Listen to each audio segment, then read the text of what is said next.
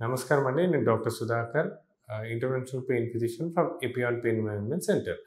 Osteo arthritis అంటే మోకాళ్ళ అరుగుదల. ఆస్టియో ఆర్థరైటిస్ ఇది వెరీ కామన్ డిసీజ్. అంటే మనము మన నీస్ వచ్చి వెయిట్ బేరింగ్ జాయింట్. సో, మన వెయిట్ అంతా నీస్ క్యారీ చేస్తుంటది. సో, ఒక ఏజ్ వచ్చాక డీజనరేటివ్ ప్రాసెస్ వల్ల అంటే డీజనరేషన్ లోపల ఏమైతుంది బేసికలీ కార్టిలేజ్ థిక్‌నెస్ అనేది తగ్గుతా వస్తది. ఎప్పుడైతే కార్టిలేజ్ థిక్‌నెస్ తగ్గుతుందో మా ఫ్రిక్షన్ రావడము, మనం చేసే డే టు డే యాక్టివిటీస్‌లో అంటే మనం నిలబడ్డప్పుడు, కూర్చున్నప్పుడు, లేచినప్పుడు, పడుకున్నప్పుడు ప్రతి మూవ్‌మెంట్‌లో నీ జాయింట్ లోపల ఫ్రిక్షన్ ఉంటుంది. ఎప్పుడైతే ఫ్రిక్షన్ ఉంటుందో ఈ కార్టిలేజ్ అనేది అరగడం మొదలుపెడుతుంది. సో, అది ఒక్కొక్క మనిషికి ఒక్కొక్కలాగా ఉంటుంది. అంటే డిపెండ్స్ అపాన్ మనిషి మెటబాలిజము, మనిషి జెనెటిక్ కాన్స్టిట్యూషన్స్, తర్వాత తను చేసే పనులు. అంటే నీ జాయింట్ మీద స్ట్రెయిన్ పడే యాక్టివిటీస్ ఎక్కువ చేశారనుకోండి, కార్టిలేజ్ అనేది చాలా ఫాస్ట్‌గా అరుగుతుంది.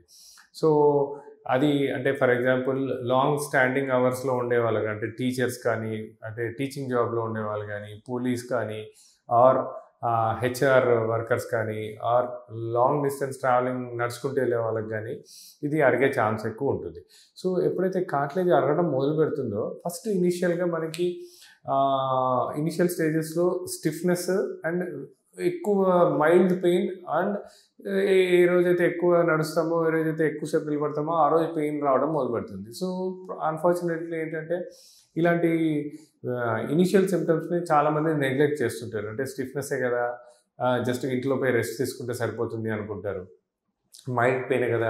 ఇవాళ ఎక్కువ నడిచినప్పుడే వచ్చింది కదా! అనుకుంటారు. కానీ ఇలా ఇనీషియల్ స్టేజెస్ లోపల ఎప్పుడైతే ఇలా ప్రాబ్లమ్ తోటి వచ్చిస్తారో వాళ్ళకి ఒకవేళ మాలాంటి పెయిన్ మేనేజ్మెంట్ సెంటర్స్‌లో చూసినట్టయితే వాళ్ళకి ఏమి ఇంటర్వెన్షన్స్ లేకుండా just quadriceps strengthening exercises and glucosamine tablets, కొద్దిగా కొలాజిన్ టాబ్లెట్స్ తోటి ఆ డీజనరేట్ అయిన కార్టిలేజ్‌ని కొద్ది వరకు మళ్ళా రీజనరేట్ చేయడానికి హెల్ప్ చేయొచ్చు. బట్ చాలా సార్లు ఈ ఇనిషియల్ సిమ్టమ్స్‌ని నెగ్లెక్ట్ చేస్తారు. నెక్స్ట్ ఏమైతుందంటే ఆ పెయిన్ అనేది డే టు డే రెగ్యులర్ యాక్టివిటీస్‌లో కూడా రావడం. అంటే కొద్దిసేపు ఎక్కువ నిలబడ్డా, కూర్చొని లేచినప్పుడు ఆర్ కొద్ది దూరం నడవగానే పెయిన్ రావడము, రాత్రిపూట అండ్ ఆ సివియారిటీని అలానే నెగ్లెక్ట్ చేస్తున్న కొద్దీ ఏమైతుందంటే ఆ పెయిన్ ఇంక్రీజ్ అవ్వడము. ఎప్పుడైతే కార్టిలేజ్ బాగా థిక్‌నెస్ తగ్గిపోయిందనుకోండి, లోపల ఇన్ఫ్లమేషన్ రావడము, సైనోవియల్ ఫ్లూయిడ్ సెక్రీషన్ తగ్గిపోతుంది. ఎందుకంటే సైనోవియల్ ఫ్లూయిడ్ ఆ లూబ్రికెంట్ అనేది కార్టిలేజ్ మంచిగున్నప్పుడే సెక్రెట్ అవుతుంది. ఎప్పుడైతే కార్టిలేజ్ డ్రై అయ్యి బాగా థిన్‌గా అయ్యి తక్కువైతుందో ఆ సైనోవియల్ ఫ్లూయిడ్ సెక్రీషన్ తగ్గిపోతుంది. అప్పుడు ఫ్రిక్షన్ ఎక్కువ అవుతుంది. అప్పుడు రొటీన్ యాక్టివిటీస్‌లోనే అంటే ఇంట్లో నడిచినా, జస్ట్ ఒక 1 ఫర్లాంగ్ నడిచినా, జస్ట్ ఒక 20 మినిట్స్, హాఫ్ అన్ అవర్ నిలబడ్డా రొటీన్ యాక్టివిటీస్‌లోనే పెయిన్ రావడము, ఆ పెయిన్ వల్ల నీస్ జాయింట్స్ చుట్టూ ఇన్ఫ్లమేషన్ రావడము, వాపులు రావడము, తర్వాత రాత్రి నిద్రలో డిస్టర్బ్ అవ్వడము, రాత్రి నిద్రలో ఈ మోకాలు తగిలినప్పుడు నిద్రపోవడం. సో, ఎప్పుడైతే ఇలాంటి సిమ్టమ్ ఉంటాయో అది advanced stage of osteoarthritis. So, మనం సింపుల్‌గా ఉన్నప్పుడు ట్రీట్మెంట్ అంటే మనం నెగ్లెక్ట్ చేసినట్లయితే అది స్లోగా స్టేజ్ 1 నుంచి మొదలుపెట్టి స్టేజ్ 2, స్టేజ్ 3, స్టేజ్ 4 వరకు వెళ్ళిపోతుంది.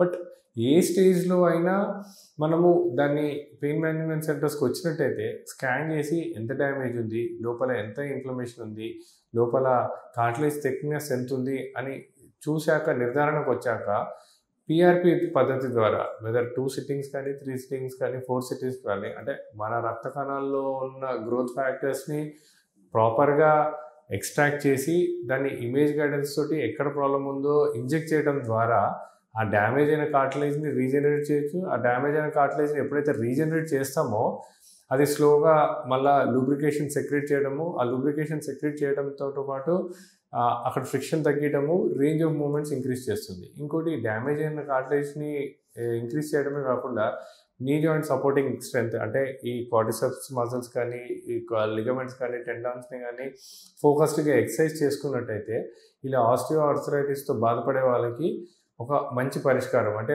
మేజర్ సర్జరీస్, మేజర్ ఇంటర్వెన్షన్స్ లేకుండా పీఆర్‌పీ పద్ధతి ద్వారా ఒక దీర్ఘకాలిక పరిష్కారం ఇవ్వచ్చు. Thank you.